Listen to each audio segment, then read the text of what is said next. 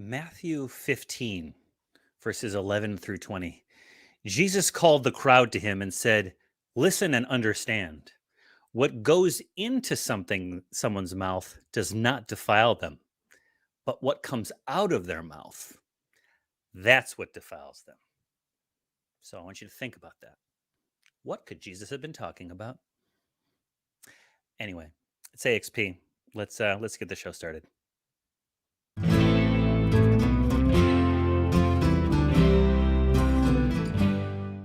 Hello, hello, hello. Welcome to the Atheist Experience. Today is July 16th, 2023. My name is Johnny P. And joining me today is my co-host, and the first time we've ever worked together, Emma Thorne. Emma, how are you doing today? I am absolutely smashing. Thank you very much, Johnny. Happy to be here.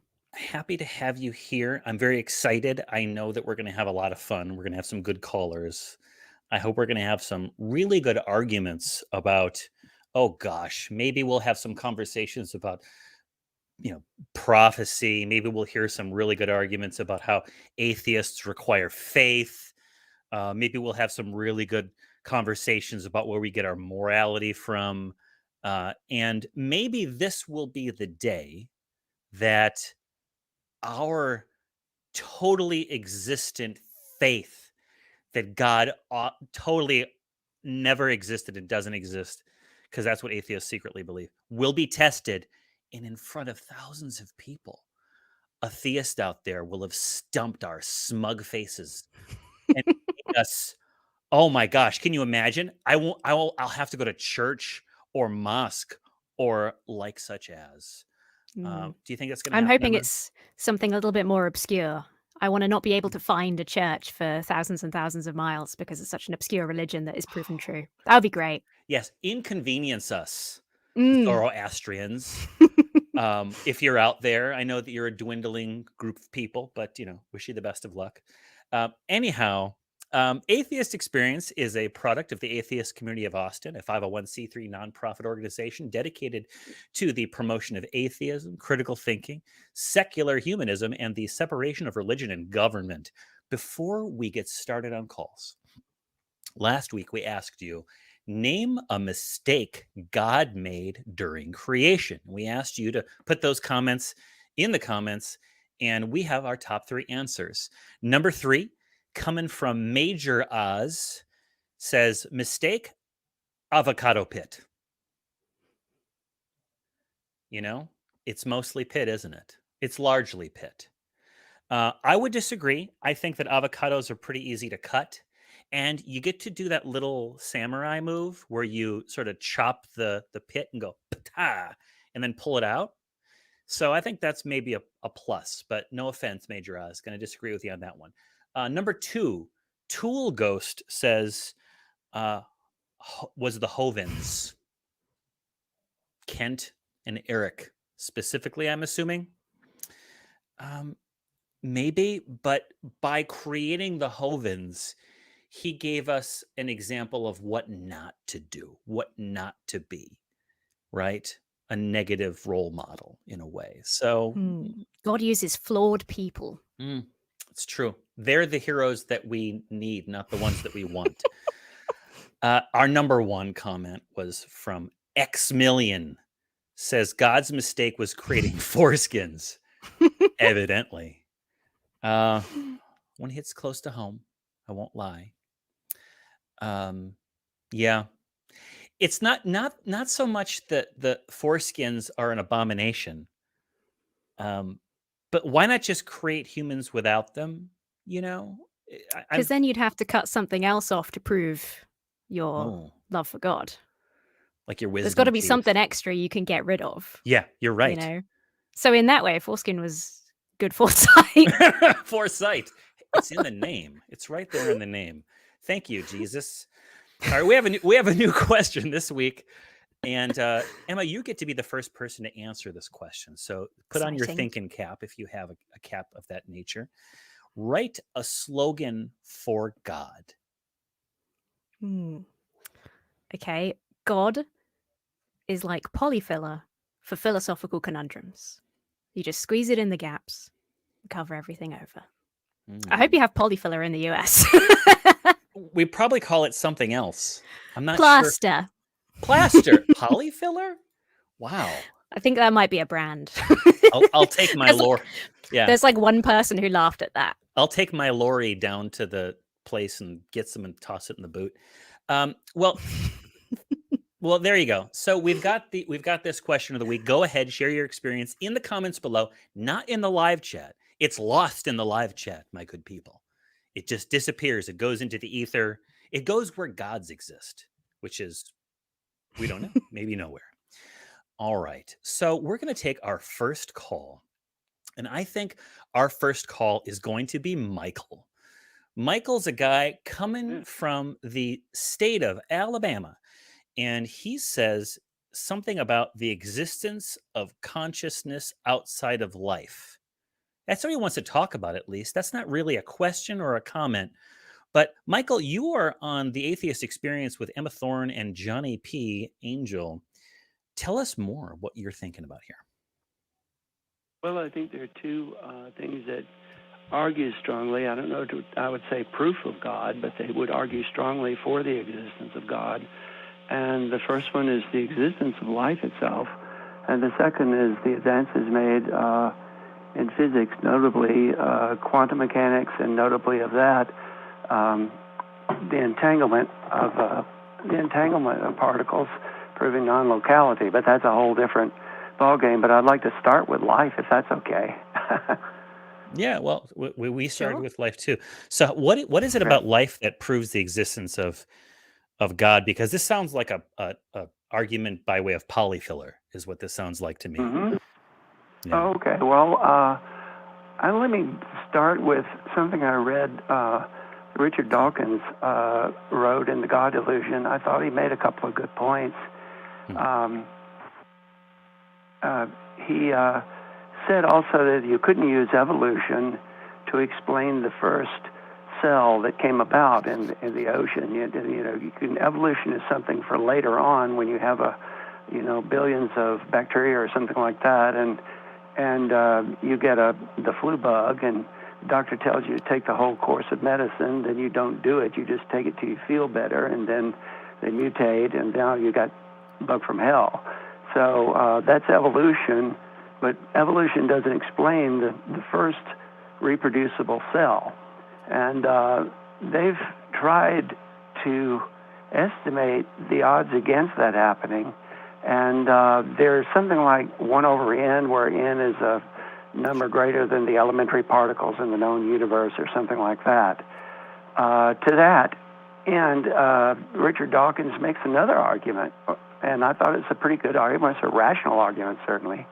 He says that ultimately, if I got him right, I don't want to misquote him or anything, but if he says ultimately that probability arguments are moot, because however improbable it may be that the first cell formed, however improbable it could have been, it's by definition still more improbable that an entity apart from that, a God, a conscience, directed and orchestrated that, because then you're having a still more complex and still more unlikely situation. And even if you accepted that, that brings us to the child's question. Excuse me, who made God? So I'd like to start with that.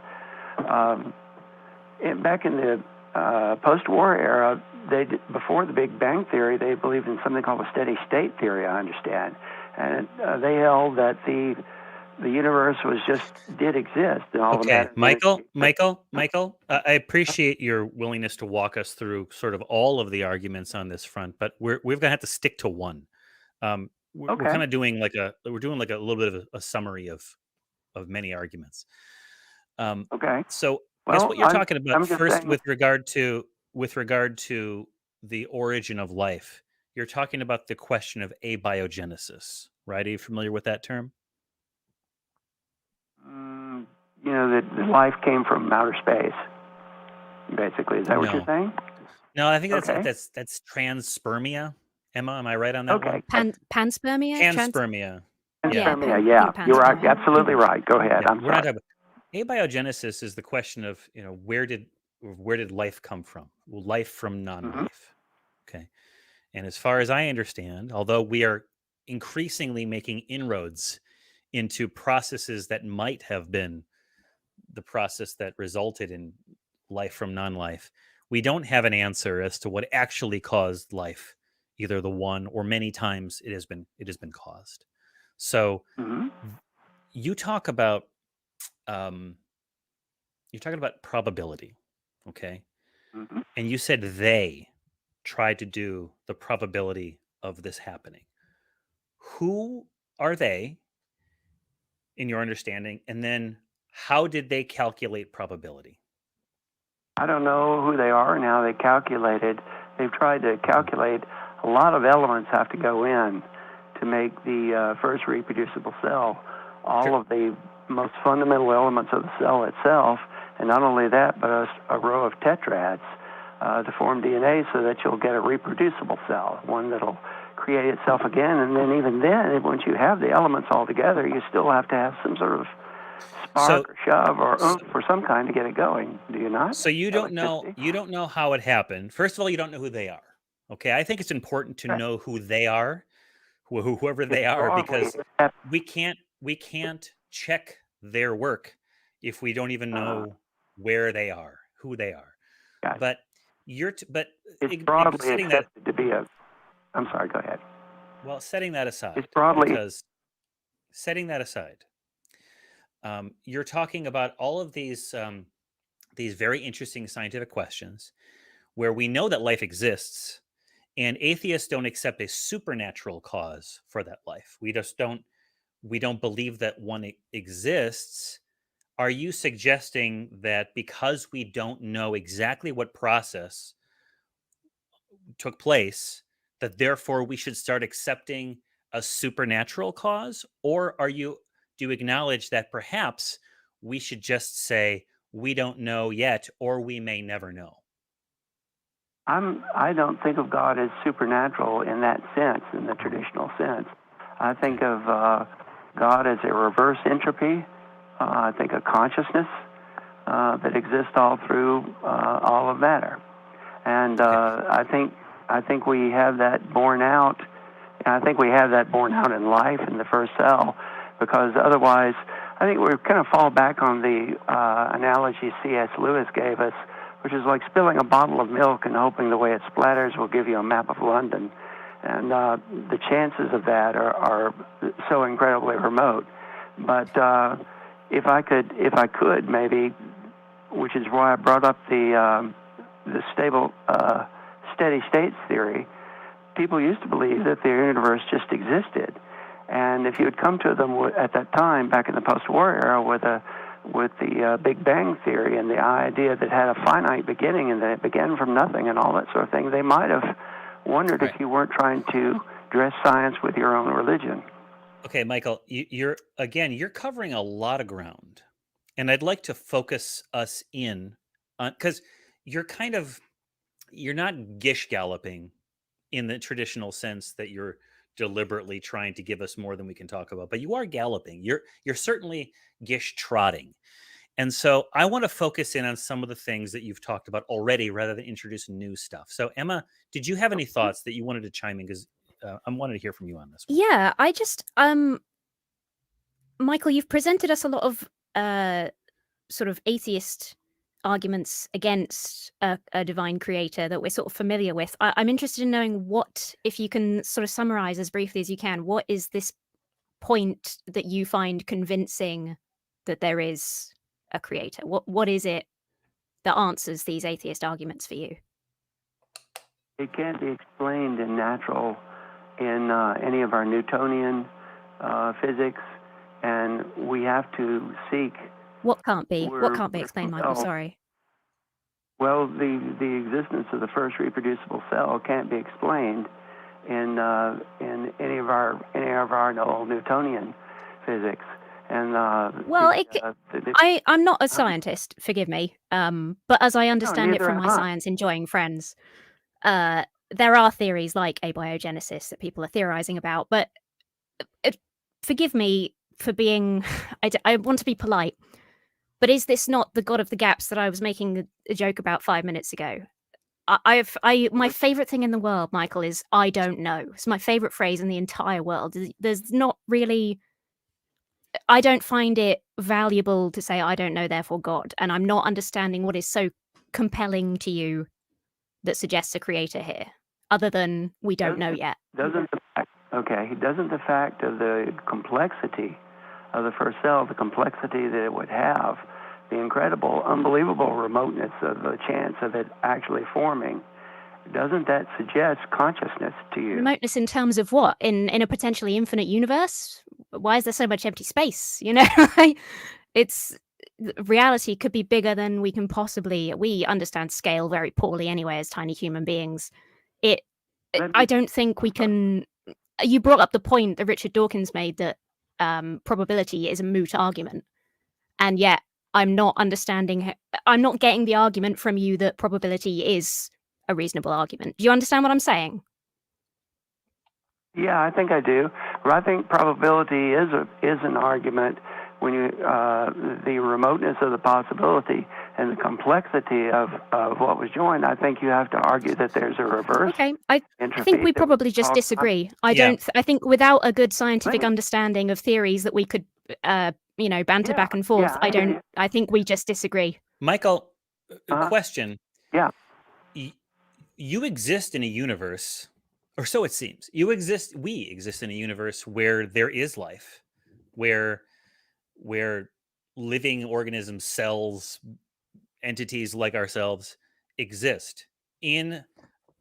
So we know that we exist, but if we didn't exist, we wouldn't be here to question it. It's you're kind of looking back and saying that we are inevitable. But if there are multiple universes, alternative realities, or if it's the same reality, whatever that means, but there's an infinite amount of time for this to cycle over and over and over again, potentially there's a whole lot more examples where there is no human being having a question with another human being on the phone asking these questions. And so you're giving privilege to the instance of the universe where intelligent life exists, and you're saying that the probability is against it, and you're suggesting that this is somehow an intentional act by a conscious entity to make this happen. And I just can't get there with you.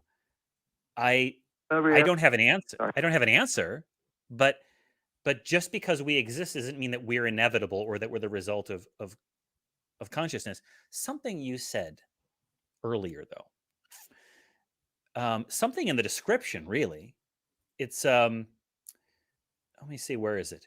Existence of consciousness outside of life. Do you have an example of consciousness outside of life? And maybe the call screener didn't write that down right, but I don't know what that even means. What does that mean? I think excuse me, I've got to look these things up. I'm an old man. I blank on this stuff. But I think here it is, the entanglement of particles. I have the word right on the tip of my tongue and then blank on it. But entanglement of particles, this is kind of a recent experiment that they made, so that an atom or particle would have its electrons going in one direction, in exactly one direction, and they become entangled with another, and the electrons go in exactly reverse directions. And I sent a letter to Emma about this some time back. She very kindly read it. But you can separate these atoms no matter how far apart, and they tried doing that. And don't ask me how they do it, but they can reverse the direction of the electron of one of them. And the moment that happens, the direction reverses on the other, the very same instant.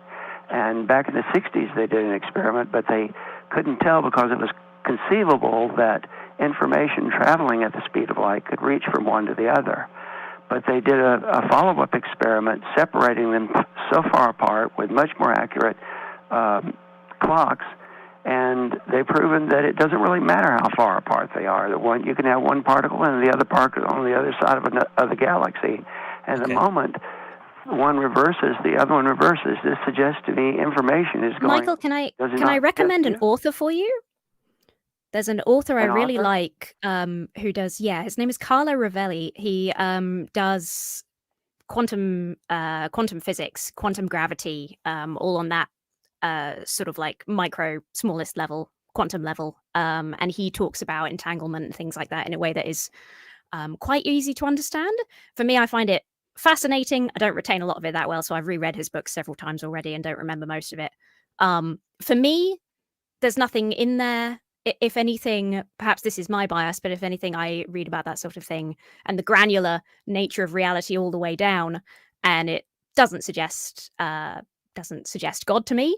Maybe you will have a different understanding, but I think, and I'm saying this for me as well, with an interest in physics, because it sounds like you do too. If I know you do, it's just keep reading. Just keep reading. I don't think the arguments, it's not coming out clearly, the arguments that you're trying to make in favor of sort of creation and things. It's kind of just, the discussion is sort of falling back into sort of quite basic arguments that aren't really going anywhere. I just recommend definitely Carlo Rovelli. Just do some fun reading for just interest, if nothing else. Yeah. Refine the argument, because it's not quite coming across. Yeah, I think there may be some unspoken assumptions that you have in mind. Okay, the very fact, and I'm not familiar with that. You didn't send me that article, Michael, but I won't hold it against you. But I haven't seen it. But I've heard of quantum entanglement and various things. I've heard about it in the news, and I have friends who are scientists who have notions. But I can tell you that you've sort of jumped from particles are connected, independent of space-time in some way, to there's consciousness. How? Can you explain Well, how? Yes, How? I think Yeah. I think the passage of information from one atom to another, so that the second one knows exactly when to reverse its course, and they're both synchronized regardless of where they are. I think this suggests, or strongly suggests, consciousness. I don't know. I think it may be a good question that each of you might ask yourself: what would I need to believe in consciousness outside the body, or something like that? If this doesn't do it, because if that doesn't do it, if that doesn't strongly suggest it, at the least, I don't know. I haven't seen in any of the, and again, I don't retain information very, ADHD brain, I don't retain information very well. When I get really excited about a topic, I just read it and then forget it a day later. But I don't recall in any of my reading any suggestion by any physicist or author that this is anything to do with consciousness. Your call is the first time I've heard entanglement equals consciousness. I'm imagining you're saying that, that what a deity is it's got two. In everything. Please forgive me, but it's like a deity has got two pens, and checks off a box on one particle, and then simultaneously checks off a box on the other particle. What? Well, I mean, there are no laws. It's traveling faster than the speed of light, so there's non-locality. There are no laws, and that's not supposed to happen. I just can't conceive of what level of, because the human, if you look at the human brain, the amount of synapses firing off and all of the things it takes for our little monkey brains to function with cohesive thoughts that we have, even compared to just different animal species, like there's no conceivable way that an atom can have consciousness in any sense of the word. And you call it information, you're already sort of like weighing the scale a little bit. Oh, it's information. Information is conveyed by an intelligent agent from one place to another. You start calling it information, and now you're already presupposing that there's an agent. Michael, I grant you no points on this one. I grant you no points on this one. It's okay. I would do what Emma suggested. Read a little bit more about this and challenge your ideas and try to figure out. I think you're looking for evidence to support what you already believe. I might be wrong. I've been wrong before. I know you've got more points you want to make. You've mentioned them. And although I would love to continue taking your call, I think we ought to let you go and have you call back another time. You're talking science. We've got some really great science hosts here, but from the level of fallacy, just the simple like logical fallacy, this is like sort of a God of the gaps argument from ignorance kind of a thing, from my perspective at least. And so I would encourage you to continue to read and do some more research and call back with more. Maybe you'll have a more sophisticated way of explaining it in a way that helps us do it. Maybe you can simplify it because there's giant gaps in your logic, and I'm just not there. Thank you so much. I'm going to let you go. Take care, Michael. Any Thanks, Michael. final thoughts on that, Emma? I think it's fascinating, and Yeah. there's a lot. You can get very deep. My thing when I was reading a lot of quantum gravity stuff was I got obsessed with the nature of time and that time doesn't really exist, and that was my thing that I hyper focused on. It's easy to fall into a sort of philosophical rabbit hole with that kind of stuff. Yeah. It's just important to try and recognize when you are coming from a position of bias, that you have a conclusion in your head and you're trying to make parts reach it instead of just being open to learning. I agree. Yeah, you said it earlier. I don't know is not my favorite thing, but it is something that I have to accept.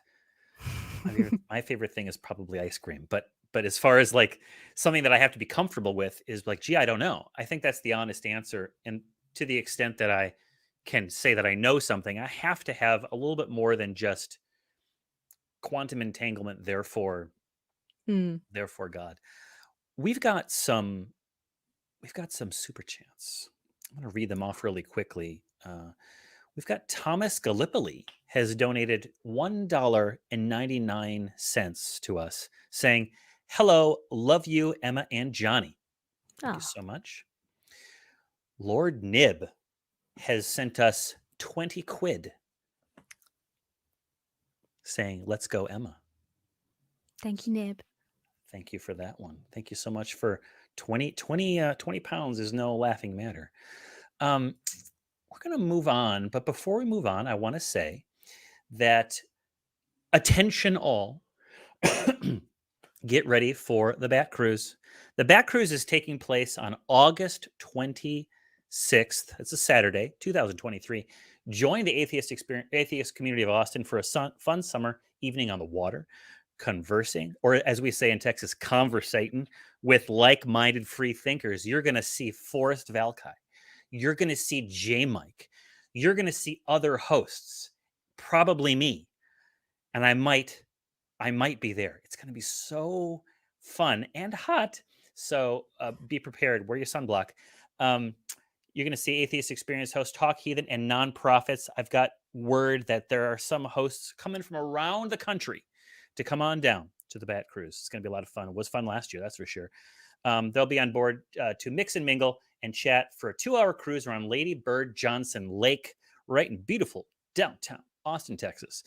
The cruise will pause at the Congress Avenue Bridge at sundown for the emergence of the world's largest urban bat colony. Get your tickets now at http://tiny.cc/batcruise. Go ahead and do that, and you will be glad that you did. And there may be karaoke.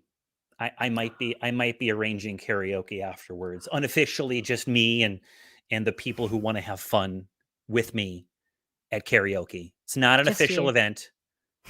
It's just going to be you. I've been told to make sure everyone understands it's just something that I'm doing. And if you want to come along, you can come along too. But bring your A game with karaoke. Okay. All right. Now we're going to move on to our next caller. All right. And this is going to be Arnold. Arnold is a guy coming from Texas.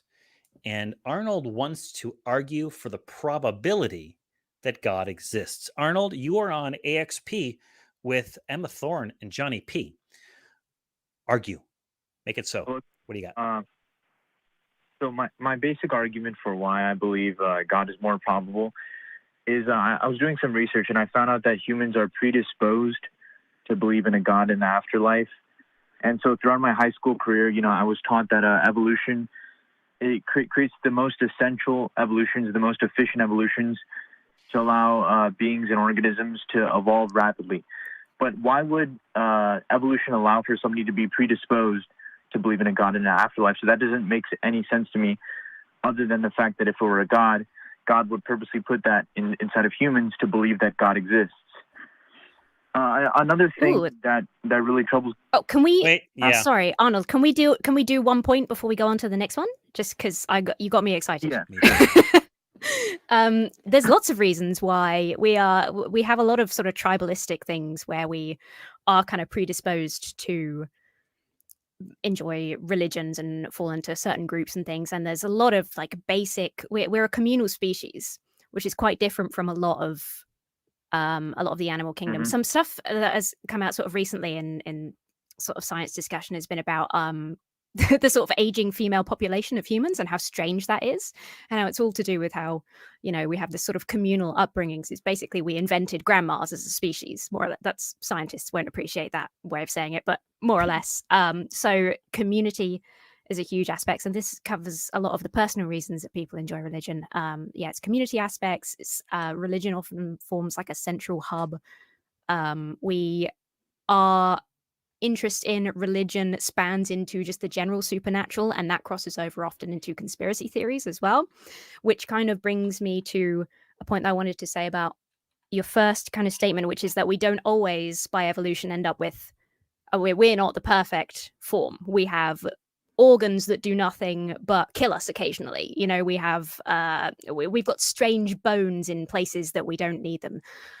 We are generally, humans are a pretty good example of that.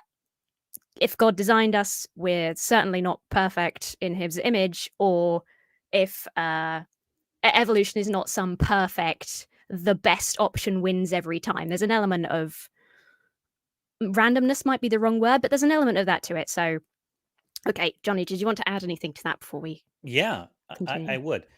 This conversation came up in a show I was listening to the other day. I want to say it was an old episode of Talk Heathen, or maybe it was Truth Wanted, but I'm not sure. Somebody was calling in and saying that we believe the human cultures, and let me know if this is on the same path as where you're going, where throughout history, across cultures, across the world, human beings tend to have a belief in supernatural, which is therefore evidence of a supernatural existence. So if I could add a question to that, I think in my opinion, there's multiple ways for humans to form communal bonds. So it just really Wait, puzzles no, me that. Arnold, no. I thought that- you were going to actually address what I was talking about. Sorry about that. I know it's a conversation. We're doing the first thing first. Happy to do the communal bonds thing, but first things first. What Emma had addressed. You had suggested that, and I'm asking you a question, so it's a yes or no, and I'm saying something different, Johnny. That's off topic. But please answer this question first so I understand, because I'm a little lost. Right? Are you asserting that because many human beings across cultures, the world, time, and space, have a belief in God that is therefore embedded in us by a God, that God exists? Is that something that you're asserting? I think it's more probable, yes. Okay. How do you first of all, how do you determine it's more probable? What are your numbers? Well, And more probable than what? Sorry. Yeah, more probable than what? if you look at the animal kingdom as a whole, there's no other animal that mimics the same supernatural predisposition that we have. No other animal has the same Crows. consciousness or intelligence or Crows. capacity. Crows. Crows? So, crows exhibit supernatural tendencies. How so? They do. So there was, I obviously don't have a study to hand because I didn't know I was going to get to bring up crows. But they, I think this might be the case with a couple of corvids actually. But there are experiments done in which humans provided them with food at certain intervals based on certain things. And so you would have, if a crow was jumping around in a circle when the food came one time, they'd become predisposed to a supernatural belief that spinning around in a circle is what gets it the food. And it didn't matter if it didn't get the food every time, it would still keep spinning in a circle. And they did it in all different kinds of ways, which is basically a supernatural level belief. So Cool. crows win. Sorry, Arnold. Cool. Arnold, also, So what? But is that So what? So supernatural? Or is that humans. just So trained? humans are. So let's assume that your assumption is correct, and there's some other explanation besides the very interesting world of corvids. All right. Let's say humans are the only species who have a God belief. Well, as far as we know, we are the most intellectually sophisticated species on the earth, right? We have the biggest, best, most Yeah. tremendous brains, right? And Agree. we are also predators. And at the time, as we were evolving through history, we existed in a world of other predators. We're pattern recognizing because pattern recognition aided us in survival. And so as we grew more sophisticated and our knowledge base grew and we started developing culture, we had that tool that helped us avoid predators, find prey, find examples of healthy fruits and vegetables and stuff to eat, water. We started expounding upon that and building this, and we started attaching to this higher concepts of existence. And it had the beneficial side effect of tying these communities together in a common rhetorical and cultural context. I don't see any reason why we have to assume that sweet Jesus planted it in us when there's a really good reason why it benefited us in those earlier stages of human development. To be clear, I'm not arguing for Christianity or any other religion. I'm just arguing for God. But you brought up pattern recognition, and so one thing that I'm really confused on is if you have a rational thinker who doesn't believe in God, wouldn't that person be better at making rational choices in daily life, like hunting down animals? Whereas if you have somebody who's delusional and believes in God, wouldn't that person be worse off for society as a whole? So wouldn't it make sense for evolution to naturally select out the people who are predisposed to believe in God and only select out the population Wow. is rational? And That's a lot of factors you're going on there. That's a lot of factors. You've added all together That at feels once. a bit anti-theist. Yeah, wouldn't sort of it be, equating religion with delusion. yeah, wouldn't if you have I'm saying a is, being who from the believes in atheist God who is perspective. also totally awesome, and you have a being who doesn't believe in God and tends to kill everybody in his village, wouldn't it be more beneficial to believe in God? No. And remember, well, I said a minute ago, evolution Yeah. doesn't necessarily pick. It's not a conscious decision-making thing. It's not a design thing. It doesn't pick the best thing every time. So, Yeah. like Johnny said, there are all these factors that make believing in religion and So do you have passing a it single down example? generationally a benefit. So do you have a single example of a vestigial structure in humans? Well, you're jumping around. Let's go back. Let's go back to. I mean, Well, let's she go just back to the brought up, first point. that Let's go back to the first point. evolution I'd like comes you to first. at least admit. I'd like you to at least admit that there's not that the fact that religion exists and that it did serve a function in early hominid cultures is not a sufficient reason to believe in the existence of God. Can you do Well, that? my argument was opposite of that. My argument was saying that because religion doesn't serve a purpose, that it shouldn't be existing of that. Because it does serves serve an a purpose. anti-purpose. It does it's serve a negative purpose, for yeah. society. We were just talking about all the purposes it Yeah. serves and why it Towards was communal- beneficial to but- communities. But I said that communal societies can be formed in other ways. They absolutely can. They can. Absolutely. That's why some people go mad on football instead of religion. Yeah, they sure do. And soccer. Or soccer. If religion encourages, It's a British but term. if religion encourages irrational thinking, I guess my question is, well, wouldn't that be very, Well, very that's an negative for society as a assumption. whole, very detrimental? That's an assumption we'd have to deal with separately. Does religion cause irrational thinking? Is an entirely separate question. That's not a position that we've asserted. And Arnold, I would also say that some of my most intelligent friends, some of my best friends are theists, man. No, some of the most intelligent people are theists. Some of the most stupid people are theists. It's because I think that people can compartmentalize their belief.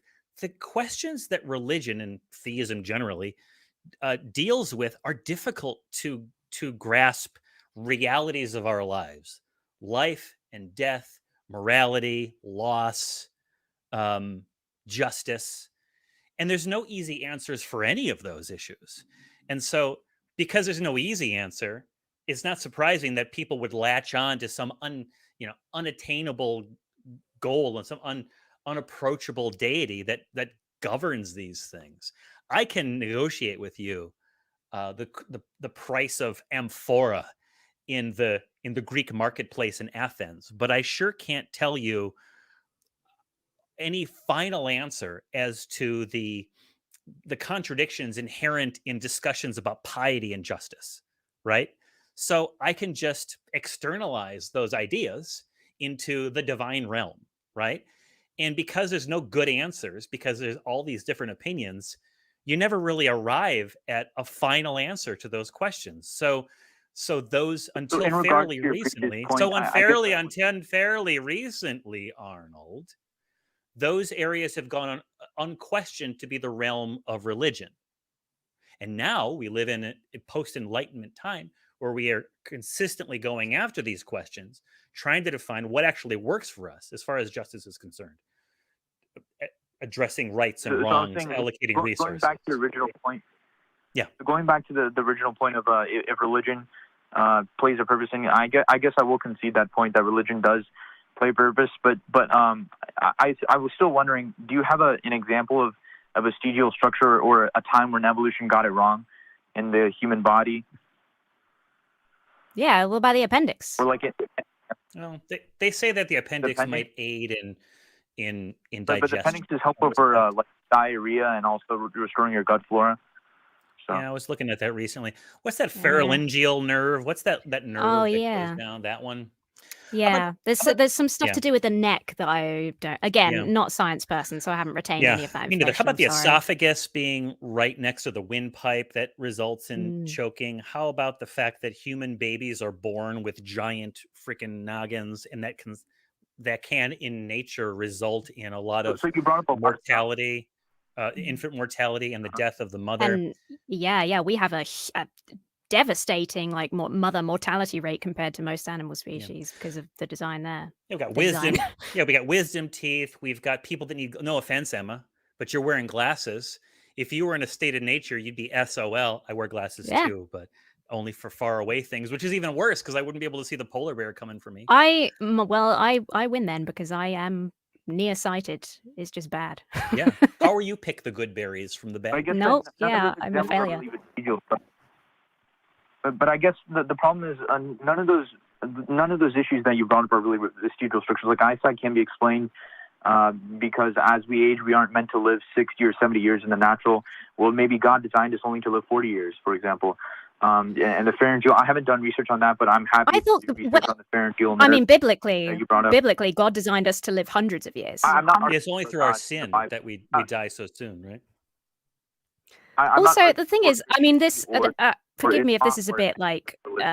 Sorry, Arnold. Sorry, Arnold. Let's let Emma finish her piece, and we'll let you talk after that. This is we're on an internet delay as well, so it doesn't help talking over each other. I apologize, Arnold. Yeah. It kind of almost. And forgive me if this is a bit facetious. If God was responsible for this, planting the seed of us being predisposed to religion, if he was able and chose to do that, well, he could have done a million other things. He could have made us believe in the specific correct understanding of the God that exists, and we wouldn't have to have call-in shows discussing it. It just doesn't make and then how did we end up with people who don't have a religion, etc.? It just is sort of, it can spiral because I don't find there's much concrete ground there. Okay, Arnold, you're chomping at the bit. Go ahead. Champing. Okay, so in regards I knew it. So you brought up a lot of I'm so sorry. I'm sorry. I'm a bad person. As it came out. I'm sorry as well. My internet connection is kind of slow, so it is kind of on me. But so you brought up a lot of point. You're saying that if God was real, then why would He create so many different denominations? I'm not advocating for the fact that one specific denomination is correct. I'm not even advocating that God is a good person. God may be an evil God. He may have purposely created a confusion of religions. I'm just arguing that it's more probable for an existence of God. I'm not saying any religion is correct.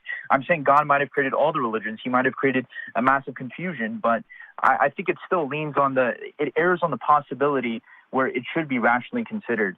I mean, it just comes down to a probability argument again, though, doesn't it? And then we're just in a state where we disagree, and there's not really anything. Arnold, it does need to be rationally considered. We've rationally considered it, and we don't have enough facts to be able to do a probability analysis. Did you let me ask you this question, okay? I'm going to be forthright and tell you. In high school and in college, I did everything I could to avoid science, math, statistics, probability. You know why? Because I was lazy and I didn't want to do that stuff. But I do understand that you have to have, please comments, correct me if I'm wrong. In order to do a probability analysis, you kind of have to have the numbers there, right? You have to know the total set of, we don't have that. We have a set of one. The universe exists and all the things in it, right? How can you say? So if you believe, so if you have certain beliefs that don't require numbers, why would you not believe in other things that do require numbers? I guess I'm saying, like, if you can believe some things on total faith, why not believe in other things? Well, because you're arguing for probability, which is numbers based, Arnold. Yeah, I guess that's true, but it's still essentially a faith-based act, right? Yeah, I mean, no, it's not. You have to jump off. No, Arnold. Well, your side is the faith-based, because you're opting for something that cannot be proven. Or are you saying that atheism is a faith-based position? No. I'm saying that at some point, because certain beliefs require a point where you can no longer just continue on the train of rational thought because the numbers don't extend. Like, for example, the Big Bang, we don't have a definite answer as to how the universe was created. So at some point, you have to jump off from the train of rational thought. That's when we say, I don't know. Yeah. You don't have to have faith in an answer. You're either somebody knowledgeable in science and you say, well, this theory is my favorite because of these reasons, or you're an idiot like me and you say, I don't know. I don't have faith in any. There's no faith-based anything there. Arnold, are you asserting that faith is a reliable tool to discern true things and eliminate false things? No, I'm not. I'm asserting that faith it's probably a useful psychological crutch for people, and I don't see the harm in people believing in a God, especially if it's a psychological crutch. Even if it is a bad one, I think it's beneficial overall. Especially given the probability, given Pascal's wager, if God is false, then we're all going to go to hell forever. Yeah, sure. Pascal's wager is garbage. So Arnold, let's say that you're a woman, a she person, living in Saudi Arabia. Well, I don't believe in.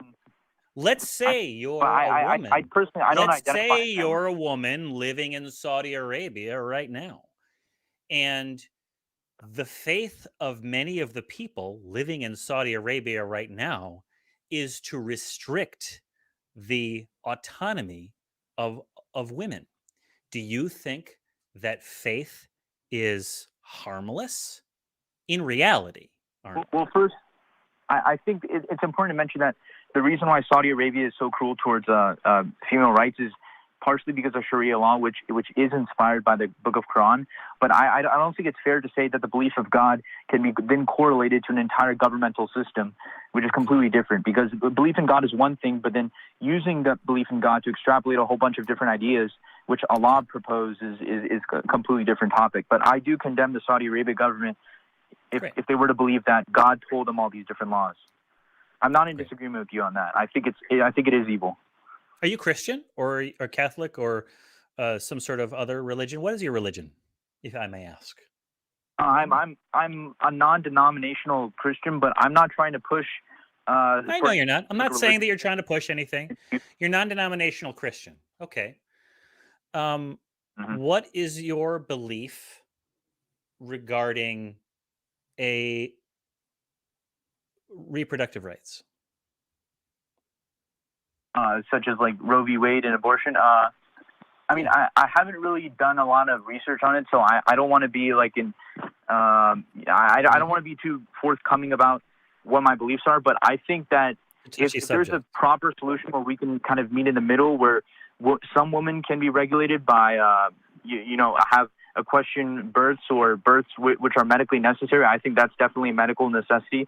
Then women should be able to have those births, but I haven't really studied that topic deeply, so I'm not gonna really be confident about any response to pro-rights or pro-choice or pro-life. That's a good answer. That's a good answer. Apply that. I don't know. I don't have confidence in this to theistic discussions as well, and you'll be onto a winner. Yeah. Also, but the difference with the I've studied a little bit. So okay. Well, so Arnold, I think the issue is that these ideas don't exist in a vacuum, and I think that you hit it right on the head with regard to Sharia law and Saudi Arabia. I kind of fed that one to you, but you can also look at what's that terrible term they have for Texans? Howdy Arabia. Saudi Arabia and Howdy Arabia, wherein governmental entities. Yeah, well, yeehaw, right? You have people who are making decisions based upon their faith. It bleeds into their exercise of political muscle, which makes differences in the society we live in. The problem with religion is not that it exists inside a person's head like a cancer that makes them think of magical things like pixies and triune gods. It's that these people make decisions in the real world that affect other people that don't have those beliefs. And there's enough of them where they can start restricting the rights of others because of their pet superstition. That's my problem. It's not benign. Magical thinking is dangerous because there's no limit to it. Faith is not merely an occasionally reliable source of way of examining the world. Faith is also a justification that bad actors can use to amplify their prejudice. I don't think you're arguing any of that, Arnold, and I'm not going to let you come back on this one. You're not those people. I don't think you are. You are an honest interlocutor. I enjoyed this conversation, but we can't take you all day. We have to move on to other callers. So I would encourage you to call back. Emma, last thought is yours. Oh, I just want to apologize because I think we were all over the place on that one, all three of us. Yeah, it's hard. And for those folks in the chat who might think, geez, wrangle your cats already. We all have a lot of thoughts. And Arnold, Emma, and myself, we can come at these issues from lots of different directions. And I think it's fun. It's invigorating, but it can also be kind of exhausting. If you'd like to support what I just described, and us here at the ACA, you can do so. It's very easy. In fact, become a member for as little as 99 cents a month. Click the join button below the video, and this will give you access to special chat emojis. And send a super chat with a question or a comment, which will be read live on air during the show. We've got some more super chats. I'm going to go ahead and read those right now. We've got Captain Cadaver sent us €2. Thank you so much. Hi there. I'm slightly late, but I brought cookies. Fax them to me, Captain. Cap's great. Cap always brings cookies. Thank you so much. Greg Markowski has sent us $4.99 saying to Emma, not to me, Emma is wonderfully funny. Keeps me awake at work many days. Oh yeah, Johnny is funny too sometimes. Yeah. The sometimes is doing the heavy lifting. And then Bean Fairy sent us 1 penny short of $10 saying you don't need faith when you have the biblical facts, like the fact that Jesus lied when he promised the disciples that their generation would not pass away before the Son of Man came. I'm sure that Jesus is about to come any second now, and we should be prepared for it. We're going to go ahead and take our next call. It's going to be Jimmy. Jimmy is another chap coming out of Texas. Do you think being rational naturally leads you to atheism? Emma, why don't you answer this one? That's interesting. The thing is, you can be a very irrational atheist. And magical thinking extends far beyond just religion. Again, conspiracy theories, bizarre scams, it's a whole umbrella. It's tricky because I know people who became religious and, specifically Christian Church of England or whatever, by doing research, but then there has to be an element of the sort of fantastical about it. So I want to say maybe, but I don't want to disparage lots of very intelligent, scholarly people who are theistic. Yeah, I agree. Before I answer, I'd like to hear from our caller. Jimmy, what do you think? Well, I was interested in hearing both of you guys' responses. So, because if you think that critical thinking and rationality naturally lead to an atheist conclusion, and let's say throughout the course of your life, whether it be sometime in the midst of your life or maybe even at your deathbed, you finally encounter what you might be convinced of evidence of God, then if you spent your whole life thinking that critical thinking and rationality naturally lead to atheism, wouldn't it demonstrate that it's a faith-based, belief? That it, the kind of the topic of the show, does atheism require faith? Oh, yeah. A nice way to put it. I think that I'll speak for myself. Emma has spoken for herself, and I'll speak for myself. I don't believe that any gods or fairies or pixies or goblins or ghosts exist.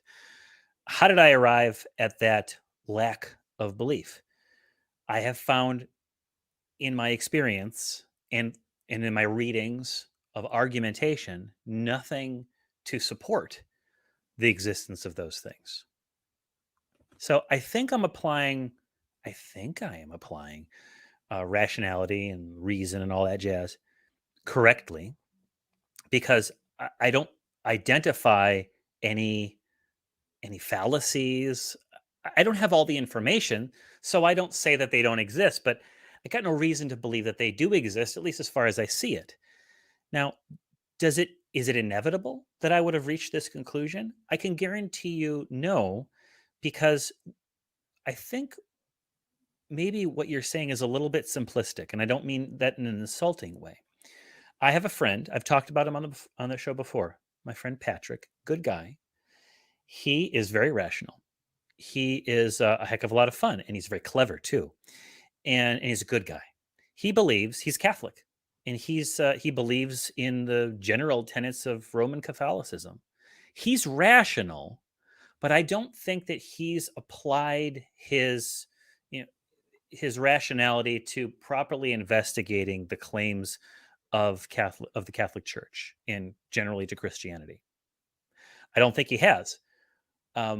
Insofar as we've talked about it, it does seem to come down to, well, you got to have faith, and that itself is this kind of an assumption. Like, I would disagree. So I would say he imperfectly applied it.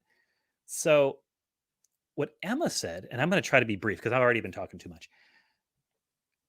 Irrationality can lead you not just to supernatural concepts, but also to strange things like QAnon and aliens. There doesn't have to be anything supernatural about aliens. Something supernatural about the QAnon conspiracies, hidden hand, and all that anti-Semitic crap that exists out there. Sovereign citizenship is conspiracy thinking, irrationality, or rationality applied wrongly. So it's a complicated question. Does that answer your question? Well, yes, I kind of hear these guys saying with maybe kind of admitting that you don't know for sure that it leads to atheism. Doesn't have to. It doesn't necessarily. Yeah, there's no hard and fast rules on being a rational human being. And I think, harking back to what Johnny said earlier about compartmentalizing, it's very easy, especially we've got to consider the cultural and social, if you're brought up within a very specific religion, all your social circles of religion, you take for granted certain things. Like I said earlier, I'm not a scientist. I take for granted certain scientific facts because they were so integral to my upbringing, my learning. Everybody around me believed those things. So you can be perfectly rational and just never question your religion, which I think is the case a lot of the time. And a lot of the time, and I believe Bart Ehrman did a podcast episode about this recently, Dr. Ehrman. So that's something that we should all listen to. There's an interesting correlation some of the time, but not always, again, where sometimes theists approach, like Bart himself, approach religious scholarship, and the conclusion is to actually leave the religion and lose that faith by investigating. But that isn't always the case. There's, scientists who have found their work brings them closer to God. There's no hard and fast rules. But a lot of the time, it does seem that challenging those faith-based beliefs with research and investigation can lead to atheism, but not necessarily and not always. Yeah. Jimmy, respond to that, and I want to say something else, please. Sure. I noticed Emma suggested a lot of atheist authors. I don't know if she's ever read Carl Jung or maybe even Alan Wilson Watts on these topics. I would recommend those two authors, to mention some theist authors on the show.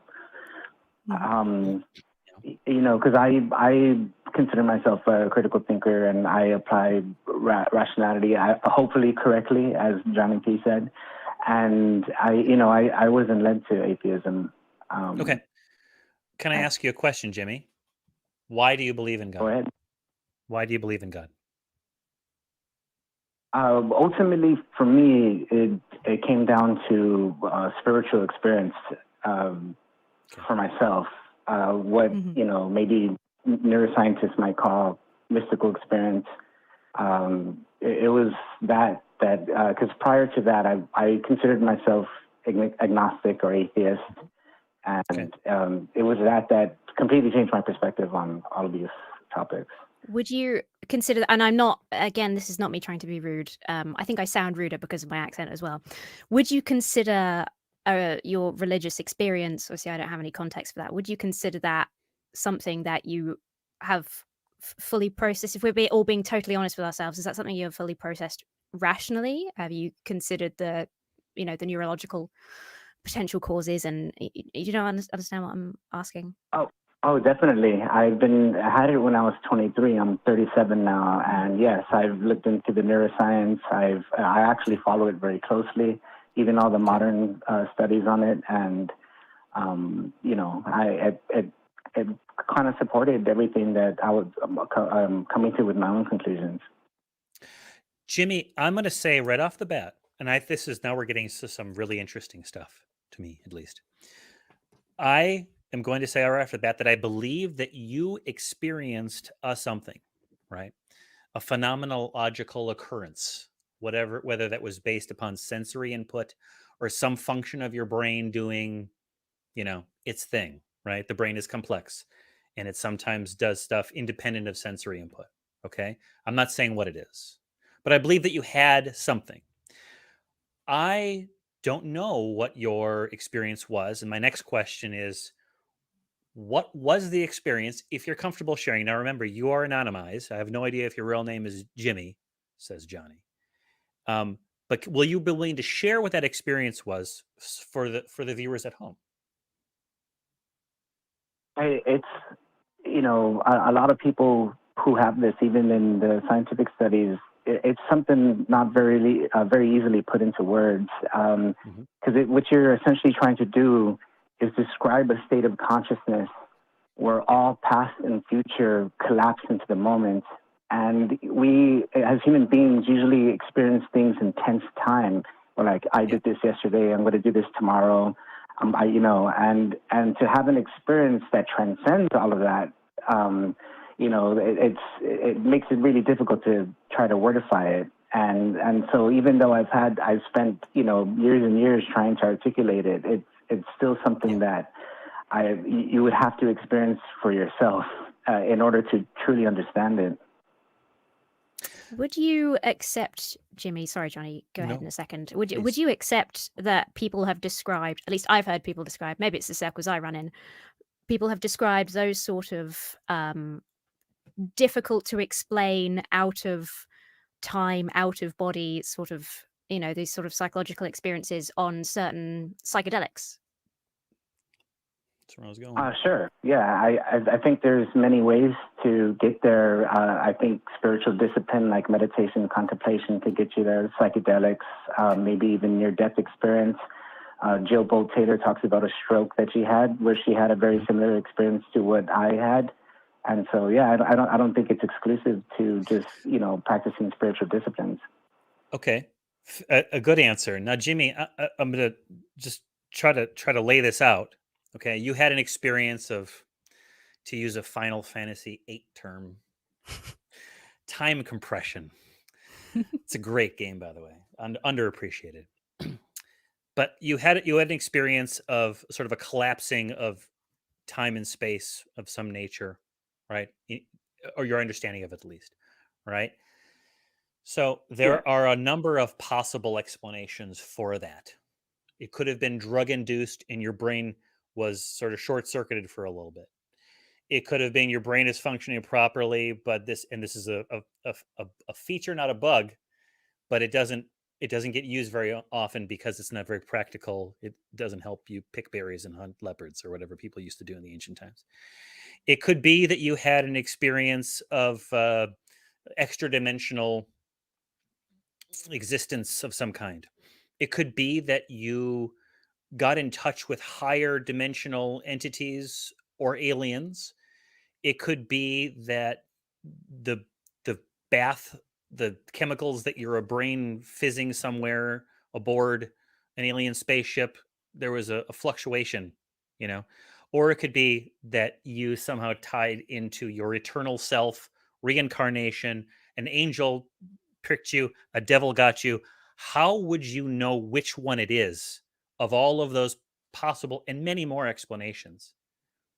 And real quick, if you're going to say you just know it, well, don't you think you also have to prove that that the preconditions for your explanation for that phenomenon, you have to prove that those preconditions have been satisfied, namely that there is a God? No, I definitely hear you. Where it led me at 23 was to begin to study comparative religion.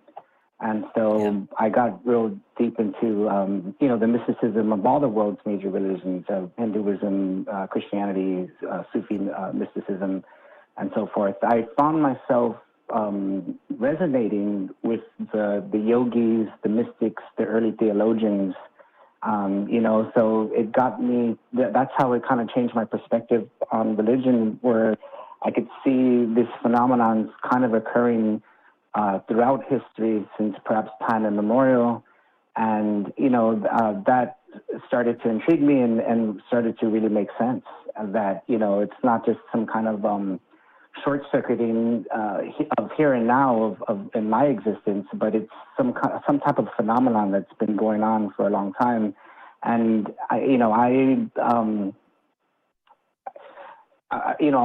we're all finite beings. We only have about 80 years on this planet, but I began to not see it as exclusive to myself, and I couldn't even, bring myself to buy the fact that, so could religion be explained off by a short circuiting of the brain, and this has been going on throughout history?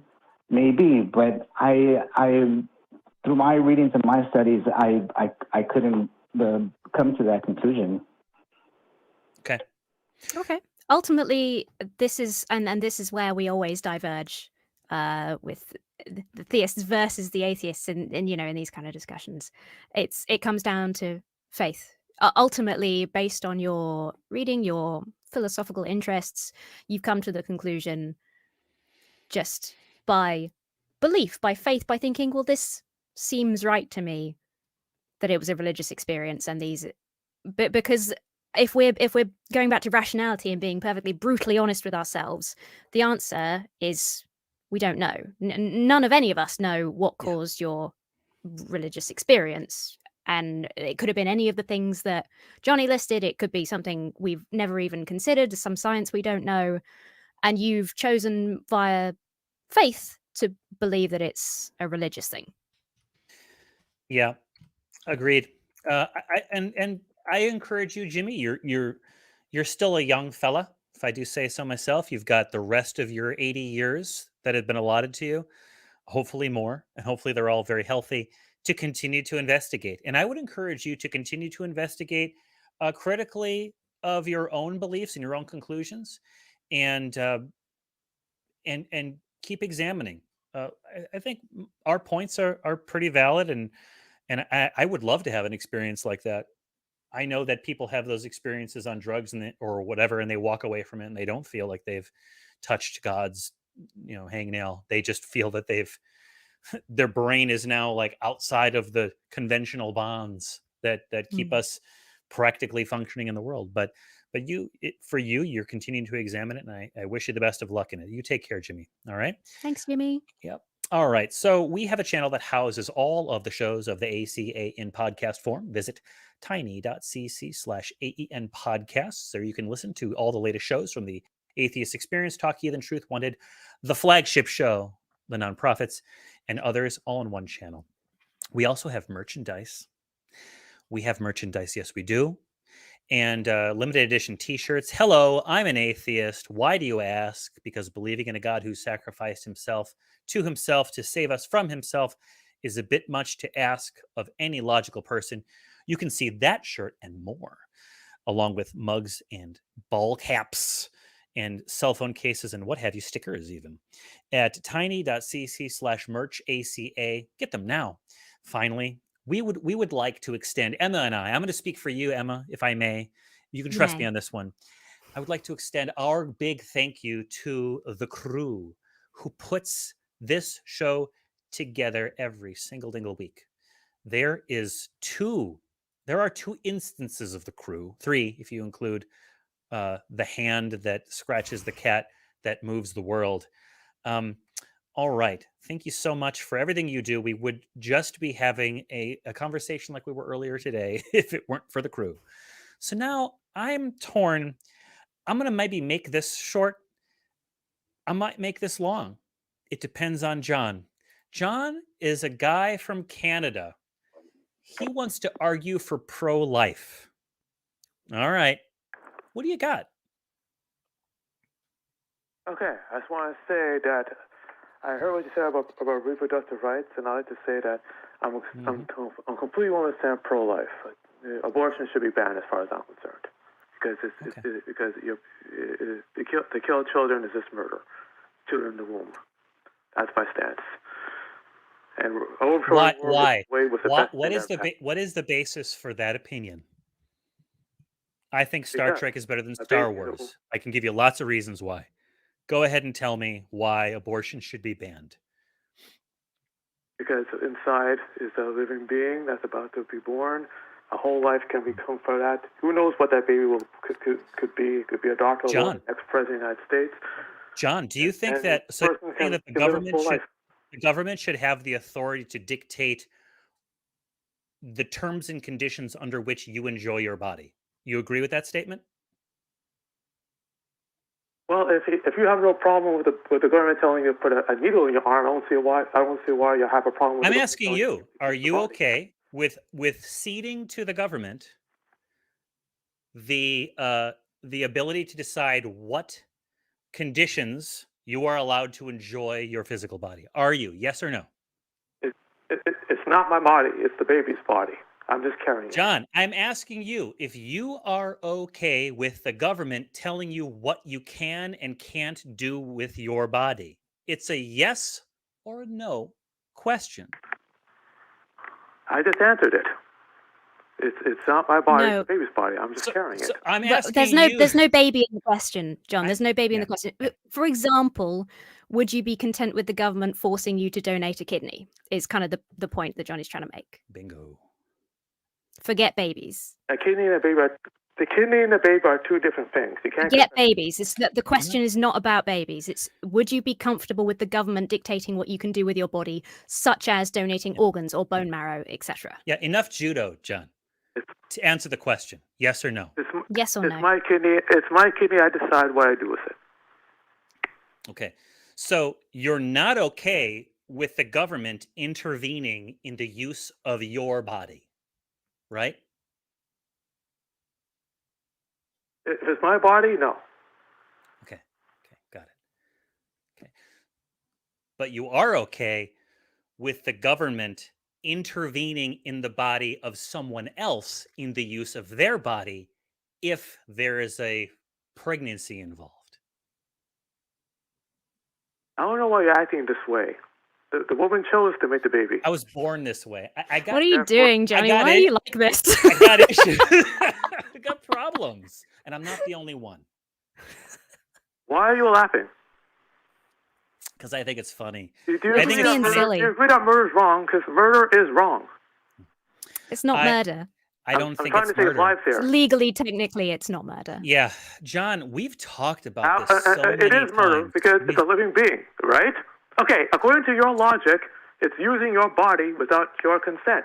If it's not Is it alive, murder to how step can on you a use body worm? without your consent? Yeah, Right. John, does the Don't mother answer the question of, with a well, don't answer the John, question with does an the answer. mother of a 5-year-old child, can the government force a mother of a 5-year-old child to donate her kidney to that child when that child needs it and that parent is compatible? Yes. Yeah? Yes. Really? I No. answered your question. Yes. False. Well, it No. should be. Oh, it should be. Okay. It What should be. about oh, that's very interesting. So, should the government force a father to donate a kidney to a 5-year-old child? It should be, yes. Wow. Well, that's Okay. a dangerous. Thank- So when you said earlier Yeah. that you wouldn't allow the government to intervene and force you to do you that's not true. You would if it was a child. It should be legal for the government to force you to forego your bodily autonomy for children. You don't need a kidney to live. You don't need a kidney to live. What if this No, you child, don't, but it can reduce your quality of life. Yeah, what if the child That's why it's a has, choice. What if the child has one bad kidney and then the second is gone? And the second kidney, you pretty much need a kidney to live, or you're going to be living on dialysis 24 hours a day, right? Like super dialysis. Okay. John, I think we got the answer we're looking for, quite honestly. So, folks at home, those of you who, and I'm going to let you go, John, because no one really likes it when you call. They especially don't like it when the call goes on forever. But I think this is the consequence that we're looking at. John has illustrated it. I think you have to be okay with the government having like 24 hours, 7 days a week, 365 day a year, access to the insides and outsides of your body without the ability to appeal if they, there's that they again, decide that it's warranted in some way. Now, we know that we had some issues with regard to the COVID-19 vaccine. Of course, there were no absolute requirements. No one had to get it done. But there are certain requirements, there are certain agreements that we've all come to settle with, that the right to privacy, the right of self-autonomy, these kind of things. But if you're going to accept the fact that the government can tell a pregnant person that they have to carry a pregnancy to term, I think you also have to be okay with the government dictating your organs, the use of your organs. Well, you got 2 of them, Emma. There's a chap over in, I don't know, Tuscaloosa, Alabama, who really needs your kidney. And because we've already done this scan, we've already determined that you're compatible. You got another one. He's got none. It's going to this other person. And there ain't shit all you can do about it. And I think that might seem extreme, but I do think that there tends to be an overlap in culture between those who would dictate the bodily autonomy of pregnant people or pregnantable people, and individuals who believe that we have certain inalienable individual rights to be free from the imposition of government. And I think they got a little bit of cognitive dissonance on this one. I honestly do. That's so, it's so true, because it's so fascinating that John's initial response was, no, I would not, the government should not have autonomy over my body at all. But then he until yeah. Yeah, Because until pregnancy is part of the discussion. And that's the thing. And the most, because these discussions around abortion, and I prefer not to use the term pro-life, I prefer anti-abortion, because I think it is pro-life to protect people's health and choices. The most important and like decisive question you can ask to put a stop to these cyclical discussions around faith and reasoning and whatever and murder or what have you is, how do you legislate that? Yeah. Because in the end, if you try to legislate away abortion, but you have these opinions, oh, in the case of medically inviable, then it would be okay. No, it doesn't work like that. What you end up is you try and legislate abortion away, and people have to spend 9 months with a non-viable pregnancy. Yeah. And doctors cannot help those people, even though there would never be a living human being at the end of it, because they will get sued, arrested, or whatever at the end of it. This It's is happening. It all comes down to, how do you legislate that, and how much of bodily autonomy are you willing to give to the government? Yeah. It's these issues are taking place right now in the several states that have limited abortion access. And I think that given time, we will see some additional horror stories. But, there's plenty of atheists in our community who are very anti-abortion. And I'm sure they will make some wonderful comments in the comments below. And I'm just going to skip over those. All right. So we've got some super chats. Bean Fairy 199. God is okay with abortion.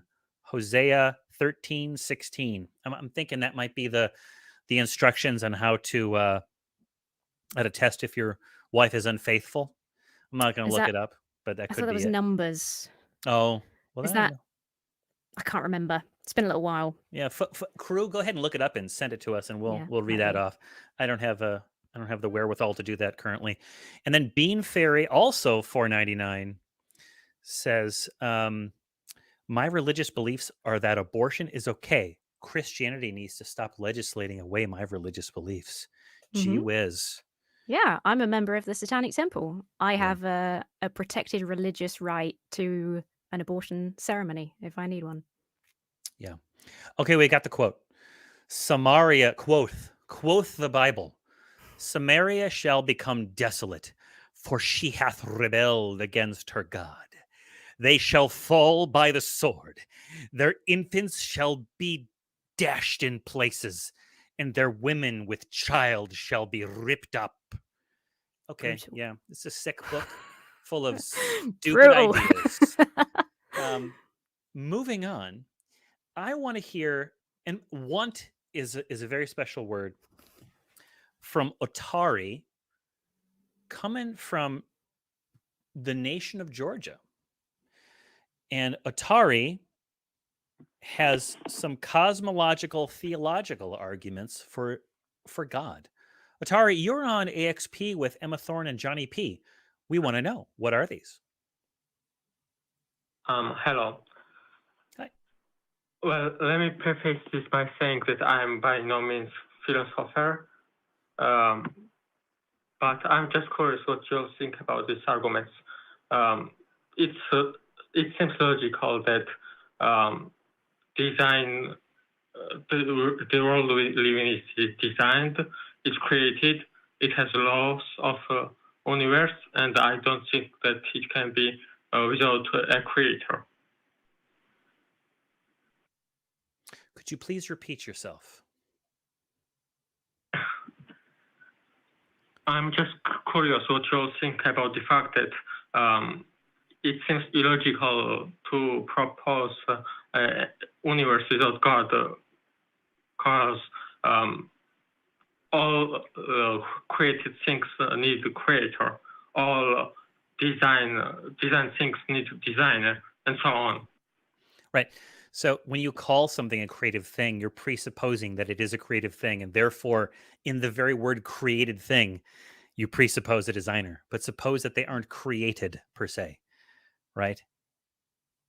I think that you're setting yourselves up for a victory when you start doing that. You're stacking the deck rhetorically, right? Laws presuppose a lawgiver. Paintings presuppose a painter. Watchmakers presuppose a or watches. We presuppose a watchmaker. But we're talking about the universe here. If you want to call it a creation, then yeah. But I don't think that the universe was created by an agent. I don't have that belief. So get rid of it. Now talk about the universe. Talk about reality. Talk about matter and energy and various other things that exist within space-time. Does that necessitate an intelligent agent that can create it? I don't think so. That's my response. Well, what's yours, Emma? Excuse me? Oh, Emma, what is thy response?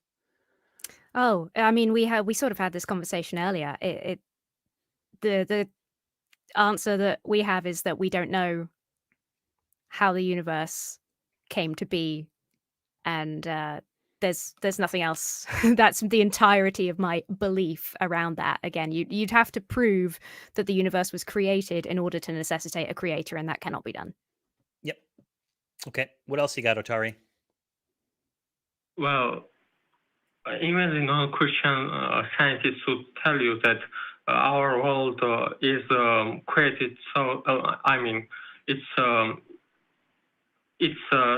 that if it was like our Earth was closer to Sun, for example, by 1% or such, fine-tuning, then it would not be livable. Atari, what about all of the millions of dead planets that aren't in the perfect position to sustain life? Yes. What's all that about? This is the anthropic principle. Otari, I'd like you to look up the anthropic principle. We're here to ask the questions, right? Under those circumstances where life, intelligent life, can grow, and there's probably more than just Earth-like situations. There's probably other situations out there. I don't know. Probably that's a probability argument I don't want to have. But then there would be an entity like yourself and us who would be questioning the origins of life and the creator and all that stuff. But in all those instances where life is not feasible, there is no one. So you're looking back and saying the universe was created for me to exist. And as atheists, we're like, I don't know about that. What do you think about that? All right. How about the fact that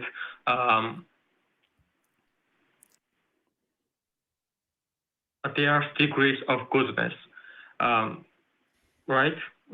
You would agree with that, right? No, you have to repeat yourself. And it sounds like this is a cornucopia, a veritable hodgepodge or smorgasbord of theistic arguments. Go ahead and repeat yourself, because I think you said morality. Did you say morality? Degree of goodness, was that what it? No, yeah. It's fifth argument of Aquinas. It's degrees of goodness, for example. And so it must be that there's ultimate goodness that we can be compared to. Yes. Why must that be? Yeah. This is Aristotelian logic taken to the Aquinian extreme. Yeah, why? Why must there be? Why, Atari? That was a question directed at you, Atari. Why must there be a comparable ultimate goodness? And how is it comparable if we cannot see it or interact with it? I don't know. But if there's degrees of goodness in this world that we can observe, why can't there be ultimate goodness? Okay, why can't there be a purple fuzzy unicorn behind my chair that is just too small to see? Yeah, and the ultimate high degree of fuzzy purple unicorns behind the ultimate of chairs. This kind of reasoning is very fun and speculative and philosophy 001. I'm sorry, philosophy 101. These kind of notions. Philosophers don't bandy back and forth on this kind of stuff. Contemporary cutting edge philosophers who are dealing with actual real things in the world. I'm sure that there are history of philosophy professors who want to understand what Aquinas and what Aristotle and what Plato were talking about. But we've kind of moved past this. And why do I say we've moved past this? Ideas of goodness, ideas of justice. These are so generic. As atheists, as humanists, we might have a different understanding of what justice and goodness is. We might define it as that which is beneficial toward human flourishment, or what generates the most happiness, what avoids the most pain, what is, lots of different ways of doing it. Some libertarian folks might say whatever is allows the market to decide, blah blah blah blah blah. There's probably lots of different ways of looking at it. Christians might say whatever is in harmony with the Bible, or is in accordance with God's will. But when you talk about goodness and then start personifying or objectifying, or talk about the Platonic or Aristotelian concept of forms, you're getting into this: how many Johnny P. Angels can dance on the head of a pin? And the answer is, if the music's right, just me and all night long. I'm not interested in this conversation anymore, Atari. But thank you for calling. Emma, last thoughts? No, that's it. This basic arguments to trump atheists, top 10 answers, YouTube, this is capital letters, shocked face thumbnail. That's kind of how I feel this is going, Atari. You're circling the drain of basic almost philosophy. Yeah, it's not great. Emma, have you done a video like that? Have you done a video where it's like top 10 things that I have answered top 10 questions for atheists on my channel? If anyone wants to know the answers to the top 10 questions for atheists. I'm going to go check that out, because I love those. So many great content creators have been doing that, and they're never good. The questions are never gotchas. They're never. No, they never are. It's always disappointing. Yeah. All right. So let's look at some more super chats, shall we? Rob Irwin. Well, why don't you read this? Can you see that over in the chat? Do you want to read this? I can see this, sure. Could you read it off for us, please? Rob Irwin sent $10. Hi, Johnny and Emma. Here's $10. Thanks to you and the crew for another wonderful show. Thank you very much, Rob. Next one. And then it's Cap again. Captain Cadaver sent €2. Hey, Pascal, wager this. I'm God, so believe in me. Ooh, at your peril, do you deny? Cap doesn't like Pascal's wager. And then we have Housemaster Poding, $5. If you hold a key, you may infer the existence of a lock. Do not, however, assume that yours is the only key. Master Poe's teachings. That's deep. Thank you, Master Poe. Thank you for your service. All right, we're going to go ahead and take a call from Nick. Nick is a theist coming out of New York. And he says, regarding the Gospels, do you believe Christ was completely fabricated or a real person? You're on AXP with Emma and Johnny. Emma, please answer this question. Well, again, I'm not the expert. I just absorb as much as I can from the experts and then forget about 70% of it. As I understand it, the majority of New Testament scholars hold that there probably was a Jesus. There were certainly preachers roaming around at that time. It seems likely that there was a Jesus that some of the stories were based on. So that's my sort of position. Okay. Nick?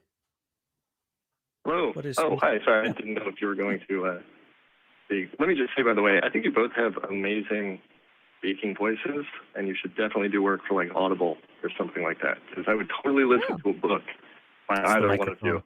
On this end, it's just the microphone. Thanks, Nick. Emma? But seriously, go to my channel, go to my website, contact my agent, put in a word. Okay.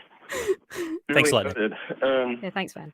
Yeah, part of the reason I'm calling is because I'm kind of having an extended conversation with an atheist friend of mine. And we're ironing out each other's worldviews and where are the inconsistencies and things like that. And one of the things, it's raised a question in my mind regarding, so I'm a Christian, regarding the Gospels itself. There's, my understanding of atheist challenge to like the New Testament is that there are external problems and then internal problems in terms of like internal inconsistencies within the New Testament. The things inside don't add up. And one of the propositions I've heard put forward is that basically it says things that we believe are impossible: a resurrection, miracles, healing people, walking on water, changing water into wine, these kind of things. So we kind of by default know that this is not true, and must therefore to some degree be fabricated. But one of the problems I'm having with that view is that when I read through the Gospels, one of the striking things about Christ, well, first, just in general, I think Christianity puts forward kind of a unique worldview. Most religions that I'm aware of, and I would say all outside of Christianity, put this forward, that we merit salvation and we go to heaven by our good works in this life. And we do good, and then God rewards us. But Christianity is unique in that it posits that we actually can't earn salvation. That's something that has to be earned for us, and it's through belief in Christ that a person is justified. And my question is, what is it? It seems illogical, to me at least, and I'd love to hear where you guys think the flaws in this logic are. It seems illogical to suggest that the authors of the New Testament would knowingly fabricate a figure like Jesus and then claim that the only way to salvation is to put faith in this fictitious character that they know is completely fictitious. Especially when you consider the fact that Jesus' standards for perfection are so unattainably high that they would condemn even the authors of the New Testament. Like, even the people who made him up wouldn't meet his standards. So I feel like it's more logical to suggest that the New Testament is actually a form of first century journalism rather than a myth or legend, and that these events, the events depicted in the Gospels, are things that actually happened in history. But you just let me say a lot, so I'd love to hear your reactions to what I said. Go ahead, So I sit somewhere in the middle of you, and I'm guessing this is your atheist friend that you were talking about having a discussion with that posits the other sort of side. I would sit in the middle of these two arguments. I think that sort of suggested atheist position, and I have heard atheists say this quite a lot, and I enjoy the Bible as a series of books. I think it's a mistake to consider the New Testament something when it's a collection of books by different authors from different times. I think it's a fascinating book, and I think it's a shame that so many atheists do have this approach where they say, if it's in the Bible, it's not real, because that's not fundamentally how these texts come together. We have an amazing history, and this is extends to politics as well as religion, talking about martyrs.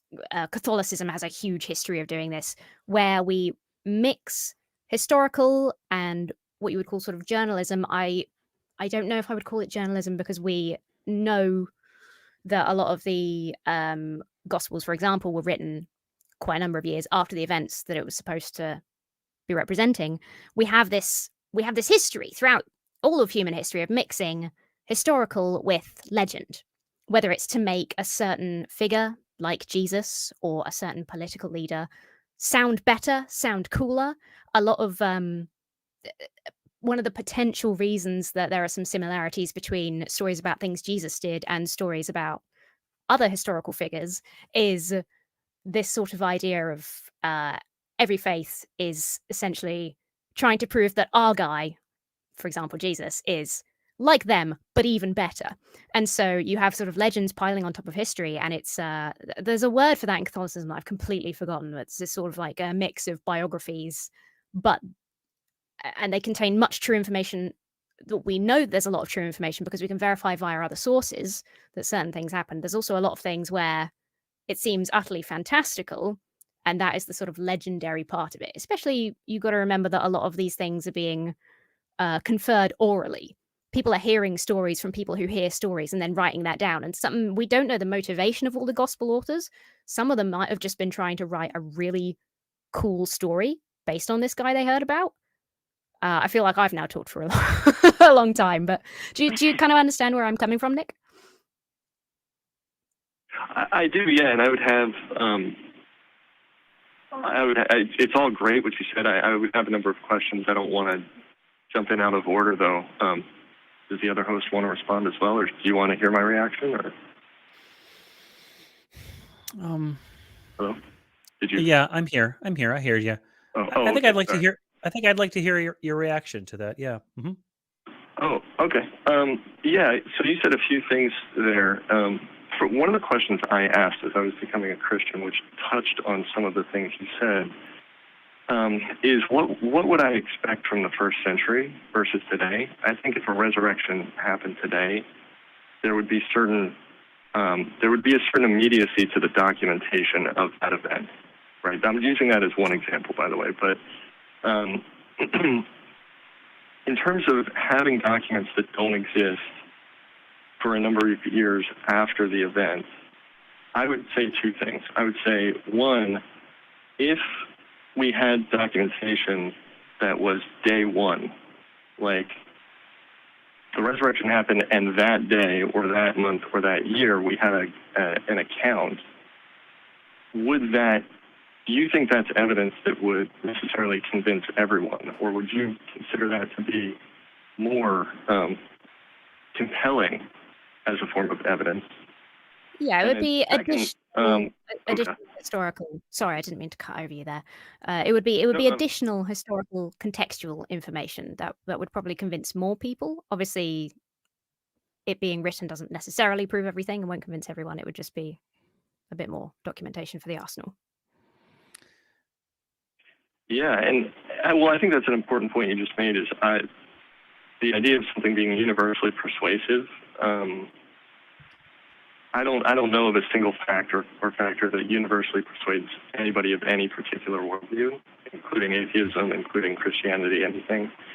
But also, I think when we examine ancient documentation, it actually is striking that there are gospels that date back as early as they do, because my understanding is the way, like you said, it's orally, things are passed down.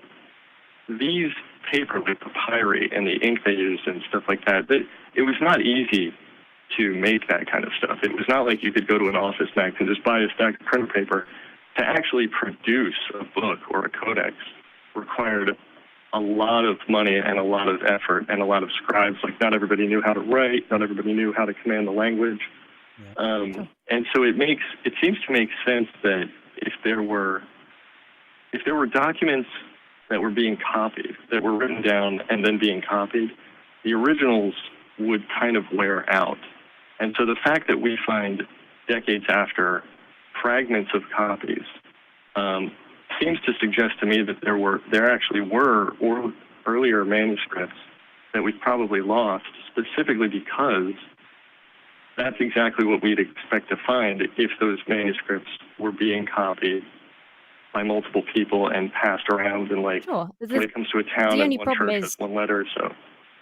Yeah, I agree with a lot of your points, Nick. It's just the problem is, without having any original document, this is, again, we're sort of like assuming that there was somebody who, wrote something down day one. Again, the sort of people that were followers of Jesus particularly wouldn't have had that kind of access to, those sort of writing tools and such, as you say. By saying it might be that there were earlier documents, we don't know what they said. They might have said Jesus brought 10 loaves of bread and it was really cool and everybody loved him. And then somebody turned that into a fantastical story later on. That doesn't provide evidence for the original event, just the fact that there might have been documents at some point. If I may step in here respectfully, yeah, please. Nick, there are plenty of atheists who don't believe that a Jesus existed at all, but that it was a fabrication of Paul and other people like that. I don't really care about that argument, because I think it's very speculative, and I think a lot of atheists are of the kind of legend persuasion, that they believe that the stories of Jesus are sort of an unraveling of a legend of something that may have happened in reality in some form, but then they kept on getting bigger and bigger with the telling, right?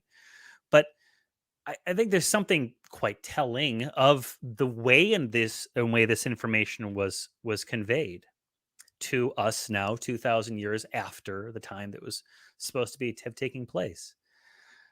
We're talking about, at its heart, a gesture by the divine that exists outside of time and space, right? To get information to all of humanity from that point forward onward, right? A roadmap, you might say, on how to not burn in hell or be obliterated or to be saved. Let's think of it in a positive way, right? If you do these things, if you have this belief, if you listen to this message and you believe it, you're going to go to heaven, or you're going to, at least you got a leg up on the people who don't know about the story, you don't believe it. Okay? If you're a divine entity and you have anything, you could do anything, like truly anything that's not logically impossible, why would you choose to send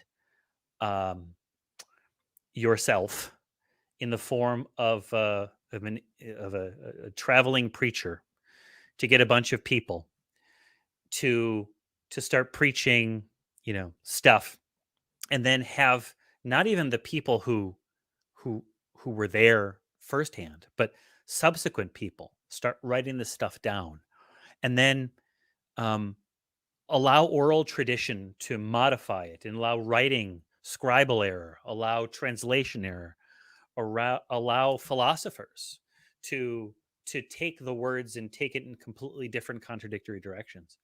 Why would you do that? If you didn't want to sow discord amongst the people who were trying their best to follow the rules that are laid out. It's just a really bad way of doing things. And I'll say, I'm just a regular person. I'm not divine. And I can think of a few different ways of doing it that's better than relying on first century Judean people to write things down accurately. And I'm just some schmuck, some would say, well, like for example, what? Well, I don't know. Like annually, God shows up and communicates something to every single human, and it's exactly the same, and it's in their native language. He appears to all people at once and gives us a message of hope. And some people would say, well, that would undermine our free will. And it's been said, and I'll say it again. Satan, the devil, Lucifer, and all the angels lived in heaven, bumped into God all the time at the water cooler or whatever they have up in heaven. Had conversations with God, I assume.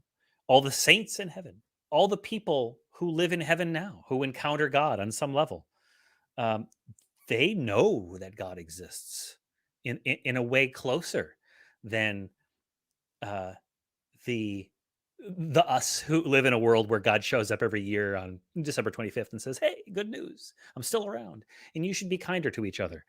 And here's some tips and tricks, work this out. God doesn't do that. And yet if God exists in heaven, either free will has to exist in heaven, or none of this makes any sense, or free will doesn't. None of this makes any sense. And so I'm losing my focus because we're at the end of the show. I really enjoy your call. We're sort of dancing around the core issue. And the core issue is, why on earth would you rely upon, semi-literate folks to tell a story that has the ultimate consequence for those people and be all powerful, all knowing, and all good? Why would you do that? It really doesn't make any sense. And so that's what this atheist would say.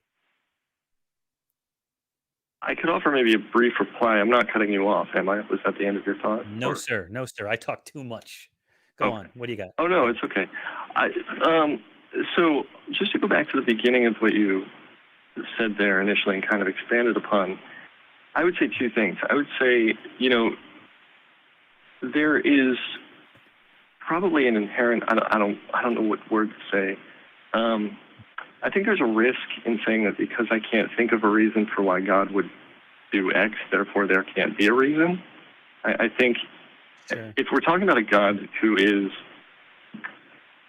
good, like infinitely good and infinitely powerful, then we're also talking about a God who can have reasons for allowing things to happen that we can't think of.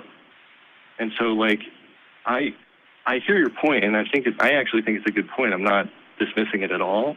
I'm just saying it seems to be, and maybe I'm not understanding it, it seems to be founded on the idea that because there's not a reason that's immediately obvious to you, therefore there can't be a reason. And I would question that and say, why?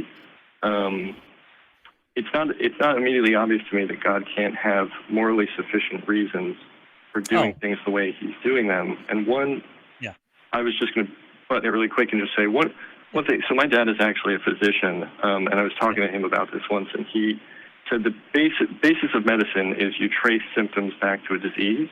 You cure the disease, you get rid of the symptoms. And so from the Christian point of view, the thing that went wrong with reality is, I wish I had a better word for this, but I'm a Christian, you got to live into the character sometime. The thing that went wrong at the beginning was effectively humanity rebelling against God, basically rejecting God and saying, we want to do it our way. Right. It makes sense within that framework. I'm not saying this is true. I'm saying within the framework, it makes sense then that the cure to that disease is that this has to be something that only God can forgive. And so God has to absorb the debt for that. If I go into somebody's house and I sit down on the chair and I break the chair, there's a debt. Now, either they're going to pay it or I'm going to pay it, but something got broken and there's a cost associated with that. It's just a consequence. And so I'm using the word there, if we rebelled against God and that, go ahead. Nick, you said something interesting, and I was going on a different direction on this one, but you said something fun. Okay. It's like a slip and fall case. All right. If I go into my house, if I go into Emma's house, and Emma says, "Have a seat, Johnny," and I sit down in the chair, and the chair breaks, and I fall down and hurt myself, I'm not responsible for that chair. I had no idea that the chair was broken. If Emma doesn't know that the chair is faulty, then there's a limitation as to what kind of liability that Emma can have if the chair just kind of happens. There's a limitation, okay? But if Emma knows the chair is broken, then Emma's certainly and definitely like financially liable for any injuries that I might suffer. Now that there's talk about like liability and tort law and stuff like that notwithstanding, God created the universe in such a way.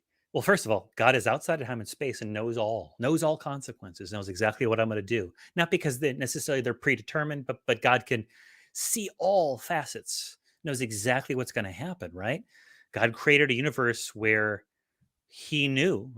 God knew that humans would rebel. God could have created a universe where humans would rebel or would not rebel. God could have created a universe where they rebelled, but there were no stiff consequences for rebelling. God could have created a universe where there's a dialogue rather than an immediate punishment or immediate permanent consequences for those things.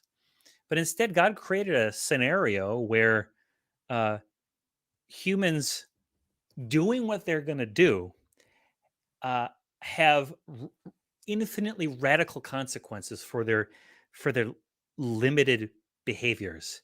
That doesn't make sense to me. There may be some God reason that is just, but until such time as I can comprehend what that is, by any sense of human justice, right? That's not just. And if God is infinitely merciful and infinitely just or whatever, then that wouldn't happen. Now, does that make any sense to you? It's okay. So let's say, for example, another analogy, and I'm going to cut it really short. Would you accept if I were to punch you in the face? I'm not going to do this, by the way. I would never do this. If I punched you in the face, okay, right? Uh-huh. And then and it broke your tooth because I'm totally hard fists, whatever. And I punched you in the face, and then you were upset about it, and I said, "There's a reason for it, though. I got a reason for it. I'm not going to tell you what the reason is. But you should just believe that I have a reason for it." You wouldn't accept that, right? But you can look me in the face and actually me ask in the me. face? Yeah, I had a reason for it, a perfectly just reason. Well, you don't accept it on face value, right? You would want to know the reason. So what I'm getting, I think I'm losing track of what your analogy is in relationship to, because it's not my understanding. The biblical concept of God is one in which he punches us, so to speak, in the face and then says, I have a reason that I'm not going to give you. I mean... Okay, the analogy is this. God sets up this condition where... Okay. Here's the situation. Here's the analogy. God sets up these preconditions for salvation and preconditions for damnation, right? They don't seem fair. They don't seem just, right? They seem like they're stacking the deck against human beings, right? By human standards, they're not fair. People who don't have sufficient evidence, people who've never heard the word, people who by reason of biology or psychology or whatever it might be, are unable to believe in Jesus, right? And yet God has the consequence right then and there. It's the punch in the face. And I would say, that's not fair, right? I am upset at the punch in the face if this is real, right? And you're saying, well, God would have a reason for it. And I'm saying, I have a reason for punching you in the face. See, so that's my equivalence right there. By any human standard, it makes no sense to me. And that's why, one of the reasons why I reject the whole business. Okay. And I would use another analogy and ask you a question. How would you deal with this situation? By the way, hypothetically, I don't think this is something the Bible says directly, but I think it's implicit. No, not remotely. But I do take your point. Thank you for clarifying. Supposing, hypothetically, that there is a heaven and there's a hell, and we die and we go to heaven and we see there's 1,000 people in hell, and that's it. That's just 1,000. And one day God goes down and he goes to hell and he opens the gates of hell and he says, all right, listen, anybody that wants to come out, come on out. Just come on out of hell. And 500 people leave. And a year goes by, 500 people stay, 500 people leave. A year goes by, he does the same thing. Anybody that wants to come out, come on out. 100 people leave, so now there's 400 left. And this goes on year after year until there's maybe 100 people left. And then over the next 1,000 or million or 10 million years of eternity, God every year goes down to the gate and says, if anybody wants to leave, they can. And year after year, for millions of years, that 100 people just says, we don't want anything to do with God. We don't want anything to do with heaven. We want to stay where we are. My understanding of the biblical conception of hell, in part, is that it's not, and the consequences that you're describing. Now, maybe this isn't a reaction to what you just said, so I apologize if that's the case, but the consequences is that it's not necessarily like God is stamping on the lid saying you can never get out. It's that the gates of hell, the old saying, of course, is the gates of hell are locked from the inside. And at past a certain point, it sounds like what you'd be asking God to do is essentially be a puppet master that forces people out of the decision that they are willingly telling you, hey, I don't want anything to do with God. And therefore, it seems like the natural consequence of that posture of heart would be for God to say, okay, you don't want anything to do with me. I won't have anything to do with you. And what in that line of thinking, this is not about is that true or false or anything like that, but what in that line of thinking is unfair or doesn't square up? Emma? Well, the thing is, in your analogy, Nick, God is there talking to people in hell. So they have they have the best evidence we could hope for that God is real and hell is real because they're seeing it. Whereas in reality, we don't have that. We're not looking at the Bible. God's face doesn't come out and go, hey, I'm real, believe in me. Although that is sort of similar to what's supposed to happen with the Holy Spirit, depending on your denomination.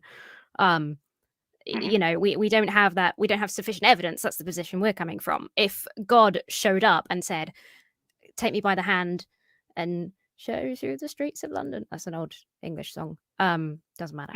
I'm starting to get delirious, I think. If he took us by the hand and said, here's hell, here's heaven, here's me, God, I bestow upon you infinite understanding and you now accept that I'm real, then we probably would make the decision to go with him. But this isn't the reality that we live in. and and if I may piggyback on that, that's Emma's response.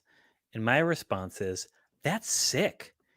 So we've got a cosmic dictator, no, a cosmic, like Rambo 2 style, Viet Cong, U.S. Army prison camp situation where God opens the bamboo thatched trap door to the American POWs of all humanities, stuck below, saying, "You can come out anytime you want to. All you need but do is accept me as your Lord and personal Savior, the dominator of your existence. I shall make it pleasant to you. I shall make it an eternal paradise. All you need but do is serve me for eternity, and I shall love you in despair." All that stuff, right? And the sick. It's not how you're framing it, Nick, and it's not how you see God. But when you have this situation where God's opening this lid of hell and saying, "All right, you can come up. All you have to do is acknowledge that you're worse than me." What the hell? Do it some other way. Why have that scenario at all? And here's where I'm getting at. The whole scenario reads like, I'm not saying that you are in any way unintelligent or childlike. It reads like a fairy tale. It reads like something out of Bullfinch's mythology about the kind of crap that takes place in Hades and eating pomegranates and all this kind of stuff. It doesn't read like anything mature. It sounds like an early cultural attempt to explain what happens to humans when they don't follow the rules, when they don't accept the rules of society, when they, all this stuff. It doesn't, if you weren't raised or if you didn't come to believe these things for logical reasons, I don't think you would ever arrive to this conclusion that this is the way that the universe is set up. It just sounds like a fairy tale. So that's the long way of saying it is like, my God, like, Nick, come on. Yeah. If it weren't God and it were like go ahead. some other religion, you'd be like, what the hell's wrong with these people? Why do they believe this crap? But it's but you believe it because it's kind of framed in your cultural understanding. Think about it from another perspective, and I think that you'll find that it's just kind of nonsense. But I do appreciate your calling, Nick. I think this was a great call. I've muted you. I'm dropping you because we need to get out of here. We've been here over time. We've got one last super chat from Sean Bates, $5. No message. Well, no message to you, Sean Bates. Thank you for the $5 is actually my message. I liked Nick. Nick, I know I took you off. I'm hanging up on you, but it's not from, it's just because we're out of time. And I hope that you'll call back earlier and we'll be able to continue this conversation later. You had some good questions and some good perspectives. And I know that all of the AXP, Talk Heathen, Truth Wanted hosts all have different ways of looking at this. And this is just my way and Emma's way. So, Emma, that's it. We're at the end of the road. What do you think? I'm sad. Yeah. I'm not yet been convinced, but we did have some nice discussions. And I think that was a fun one to end on because it all comes back to, and I thought it was interesting. You took the phrase out of my head that I was thinking of saying. Which one? Which one? When you try and reason the biblical God, the only way to sort of reach a logical conclusion is that he stacked the odds against us deliberately, and that just makes him kind of a poo. That's my final thought. To quote the narrator from New Vegas, the game was rigged from the start. Well, all right. So if you happen to be in the Austin area, July 30th, 2023, join us for the live broadcast of Talk Heathen and AXP. Talk Heathen will be hosted by Jamie Boone and Jamie the Blind Limey. That's two Jamies for the price of none. Just come on down. AXP will be hosted by Christy Powell and Objectively Dan together. Is that true? I think there was other talk. I think actually we were talking about Forrest and J-Mike.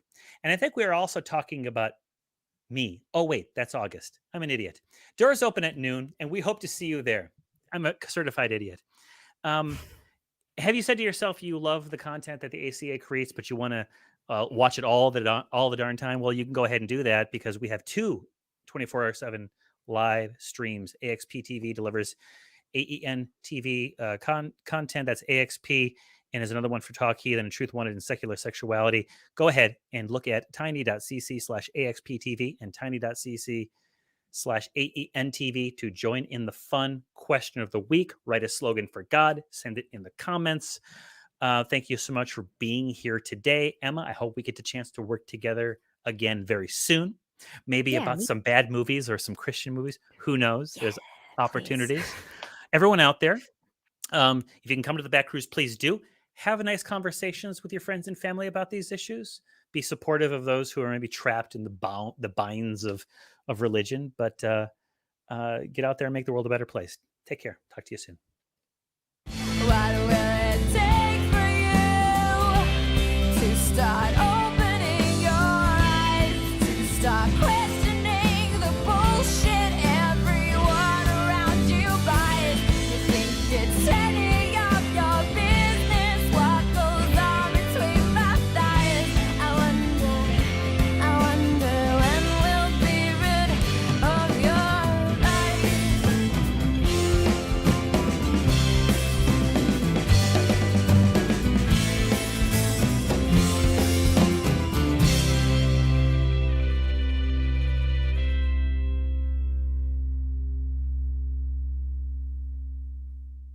Watch Talk Heathen live Sundays at 1 p.m. Central. Visit tiny.cc/YTTH and call into the show at 512-991-9242 or connect to the show online at tiny.cc/callth.